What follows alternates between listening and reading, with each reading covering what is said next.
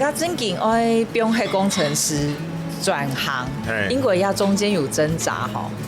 如啦，你讲来当时喺香港，我小孩快2岁了，我当时就想说，我请个育婴假，可以有更多的时间来陪小孩，好，因为之前工作也很忙，好，那忙可能我平常要工作啊，假日可能又会去接点案子，好，那似乎这个接案的量。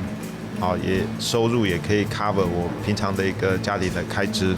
后来就想说，那我是不是来投入摄影，变成是把我自己的兴趣变成一个职业？就这样子。你开始接案啊，就係拍人嘅婚紗哈。一開始係幫人家拍婚禮。哦。婚禮的記錄啊。對對對。哦。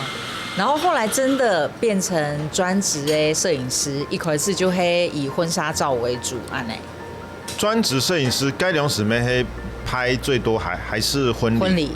婚紗算是後來專職幾年後才開始有那個風氣，慢慢的變成人家講自助婚紗。哦。不然以前都是還是跑婚紗店去拍婚紗。哦，對對對。啊，你感覺安尼做攝影師咩一多年了呀？真正轉職差不多有10幾年了。有10幾年。對對對。